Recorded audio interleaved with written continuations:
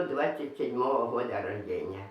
Смоленская область, Холм-Жарковский район, Буковский сельский совет, село Лукшино, колхоз 1 мая. Был Зуев Федор Дмитриевич, вот.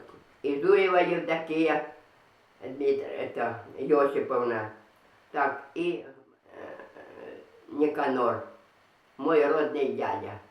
Он умер до войны еще, а его жена осталась. У них было 5 душ детей, и все умерли. У меня была эта тетя, мама была на работу, ходила и папа на работу ходили. Вот. А тетя Марюша, это уже папина брата жена, она дома робила все. Школа у нас була так через річку, так до Лисенка ходить було мені. От, так от дядька дуже любив мене. І поки я з школи не вернуся, він отак повісне на воротах і жде мене у школи. У школі була, у нас кружки були різні, фізкультуру робили в школі. Ото зала така здорова була, і де виходили і фізкультуру робили. Оту песню «Шагайте, дети, смело, раз, два, три». И вот мы снова построили кружок. Налево головой раз, два, три, направо и налево раз, два, три. Вот так. Сейчас хочу сказать, там у нас было 2 вчительниці жило, ще оті, знаєте, при царі вони ще такі, і дуже їх уважали всі. Наші 2 сестри, одна младшая, одна старшая. И вот они вместе жили, домик у них такой был отдельно, вот такие они были. И дуже їх усі уважали, до їх просто ходили за советом, понимаете. Было воскресенье, усі люди спали, ну, выходной день. И вдруг в окно постучал верховой, подъехал на лошади и постучал: «Война». И сразу у нас село здоровое, такое длинное, и село заполнилось этими людьми. Мне было 13 лет, а Зине было 8, как началась война. 42-й год, вот, в 41-м началась война, а в 42-м нас выгнали. Мы уже знали, что это такое окопы, что это такое снаряды рвутся, что это такая бомбежка. Первые пришли итальянцы до нас. Первые пришли итальянцы. Такая, мы были в окопе, да, а мама такая была, она непосидющая, выскочила. Ой, каже, улица заполнена якимись такими коричневыми. Немцы у зеленой формы, да, а то у коричневом, итальянцы. И уже у нас было полное сочинение Пушкина. Ну, кто-то знал. И только немцы пришли, сходу взяли. Полное сочинение. Еще Олечка такая красивая, как вот такая здоровая книга, С. Пушкин. И там такая иллюстрация красивая, как Ибрагим, дед, и Наталья, красавица, ну все. И только немцы пришли, сходу не стало. Понятно, забрали их. И вот в 42-м году что страшно было, дедушка. Это и Олечка. Значит, они ж там фронт держали, лезли на Москву, жрать же надо было что-нибудь. Так скот вагонили нас. Так вот, мама моя покойная сказала, что я нельзя, ты понимаешь, скотину выгнали с двора, це ж село длинне, там, може до 100 голов гнали скотини. От. І такий рев був, вони ж бачать скотина, що вони верхами і німці. Такий рев був, так мама казала, що я думала, каже, я помішаюсь. Нельзя було вислухати, як ото ревела скотина, понімаєш? Папа, він же ж був інвалід дитинства, так, а він усе робив, і косив усе. Так от він сказав, вони 3 дня Москву чай будемо пити, понятно? 3 дня і у Москве будем чай пить. А папа каже, как они пришли сюда, так они уйдут. ну дуже много погибнет людей. Вот так. И вот у 42-м уже нас выгнали. Из дому села полили, хаты, все. От, і погнали нас етапом, гнали в Білорусію, а куди він може, він хотів у Германію, Бог його знає.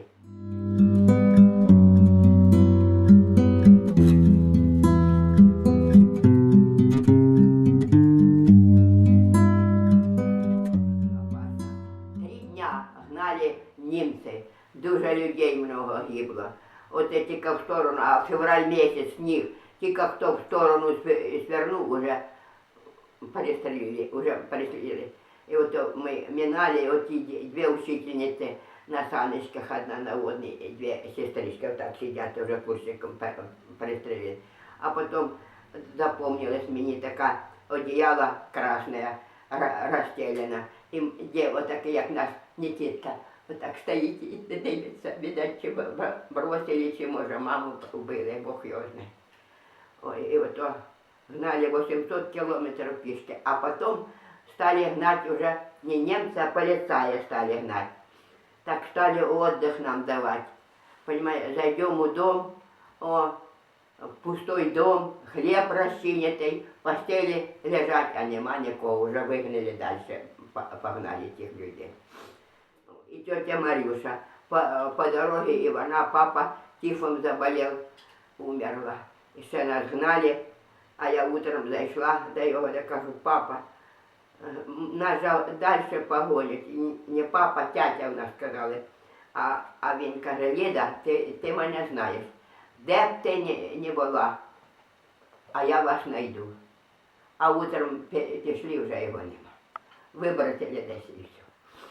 А я кажу, ма, ну кажу, ми не дуже ж понімали. А як ти, кажу, то держалась, каже. А я нічого не соображала, я тільки вас держала за руки, щоб ви були коло мене. І все. Понимаєте, бо гнали ж і тільки в сторону і вже нема, вже вбили. Трупом була вся дорога услана. Так от кажуть, що потім по міжнародному, як інвестиція, стягали ті трупи і палили, щоб не було видно, понятно, це ж, ну, по міжнародному. І заболела мама по дороге, тоже тифом заболела, положили. Больницы ж какие, дворы, вон, пустой двор вот так разложены и все. А меня дальше погнали, 20 километров меня одогнали. И я переночевала там ночь и вернулась туда. Как раз была Пасха, видать, вот я ночевала, и яичко мне давали. Сказать Зине и маме, где мы ночевали, где мы остановились. В 43-м году уже стали отступать немцы. Ходили мы, що в Білорусі були ми, і німці як отступали, ото там валялося різне барахло, ходили собирать там. І ми з Зіною пішли, лазили потім по лісу. Коли дивимося, отако, той, палатка. Ой, тепер воно мені доходить, я плачу. И сидят военные наши, и звездочки тут над. И кажут, девочки, идите сюда, мы подошли. У вас немцы есть? Кажем, немає, вот туди дальше есть. А это разведка уже была, понимаете? А так, ну и вот, когда мы вернулись в село, хоть мы знали, что там же нема нікого. Остався сарай один і дом. І ото ми туди там помістилися. И в том доме жила моя бывшая подружка, мы с ней дружили, Дуня Ермакова, Евдокия Михайловна. И вот то, где она сейчас, Бог ее знает. И вот то мы там перебыли. И вдруг мы получаем письмо с Херсона. Что значит? Тетя Маня, это папы моего двоюродная сестричка. Вона грамотная была, передовая доярка была в колхозе. И получаем письмо, что слух дійшов, що ми тільки з Зіною вдвох осталися, і мама ж була з нами. Ось ще жива була. От. І чтобы мы ехали туда, и дала нам адрес. И вот мы ехали из Смоленска, станция Дорогобуж, до Апостолова ехали. 11 суток ехали. 45-й год, День Победы был, понимаешь, Олечка? І от собрались там, скільки ж там нас було. У селі там мало було людей, і то День Побєди було. І от одна вчительниця виступила і каже, це не мої слова. Пройдет война, залечим раны, и снова жизнь по-прежнему ключом забьет. Так действительно так и было. И заводы стали отстраиваться, колхоз. Муж Зубаненко Григорий Никонович. Вот. 25-го года рождения. 1925 года рождения. Я всегда плачу, когда, значит, что, плачу, что таке дєтство мені було тяжелое, що війна забрала. А він плаче, як він там був. Там його вже вибросили, у бараках він був. І от вже вибросили, що він мертвий, то по етажу спустили із барака. А дядька Щербіна там був з село, бачить, що він ворушиться, живий ще. І затяг його туди на нари, і ото полежав. І ото, щоб дати, щоб їсти, німці, щоб щось робили. І ото його той посадять і тащили чи гранати, щось таке, щось тащили вони ото той. І німець один, ото мастером був, робив. Бачиш, що воно таке худе сидить, таке худенький, замучений, з 25-го року, скільки йому тоді було. Замучений такий. І ото прийде і на його tego, казав, не Гриша, tego. І ото йому так гляне і тип йому в карман хліба, кусочок маргарином намаже. І посвариться, понятно? Мастер.